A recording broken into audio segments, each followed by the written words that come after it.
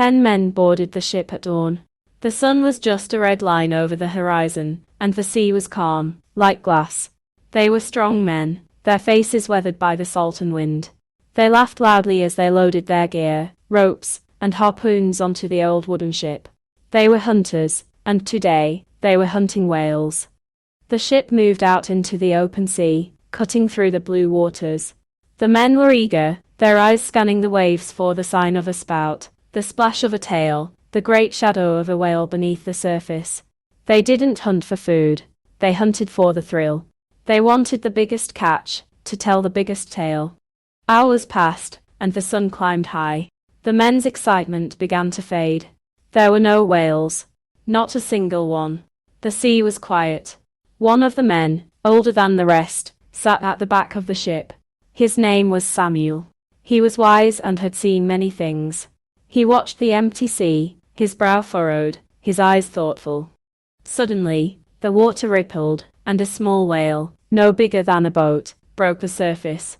It swam slowly, almost playfully, its body glistening in the sun. The men readied their harpoons, eager to make their first kill. But the whale looked up at them, and something about it made Samuel stand.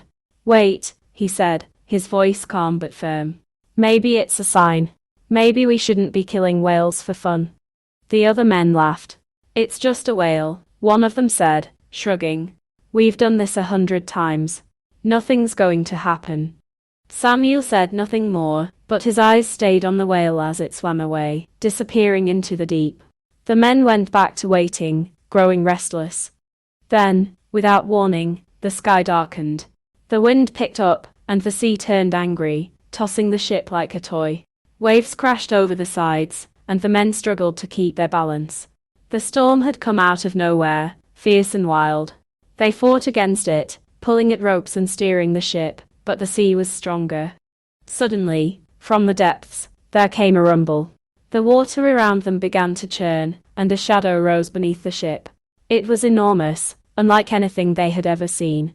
A giant whale, its mouth wide open, burst from the sea, swallowing the ship whole. The men were thrown into darkness. Inside the whale, it was quiet. The walls of the stomach glowed faintly, and the air was thick and heavy. The men looked around, their faces pale with fear. They had no idea where they were or how they would escape. They knew only one thing: they were trapped. As they sat in the darkness, Samuel spoke again, his voice calm and clear. "This is no accident," he said. "We were wrong to hunt for fun. The sea has punished us." The men listened this time. There was no laughter, no arguing. They felt small and powerless. They thought of the little whale they had seen earlier, how it had looked up at them as if asking for mercy. They knew then that they had been foolish. A deep voice echoed inside the whale, a voice like the rumble of distant thunder. It was not a voice they could see, but they felt it in their bones. "You may hunt," the voice said, "but only to eat. Not for sport. Not for pride." The men bowed their heads, tears in their eyes. They whispered prayers, asking for forgiveness. They promised never to kill for fun again.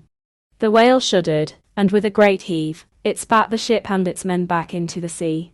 They tumbled onto the shore, wet and weary, but alive. They looked at each other, then back at the ocean. They knew they had been given a second chance.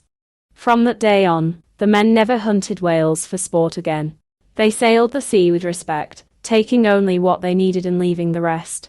And when they told their tale, they always ended with a quiet reminder: the sea is mighty, and every creature in it has its place. And so, the men lived by the words they had heard in the belly of the whale, knowing that some lessons must be learned the hard way, and some chances are too precious to waste.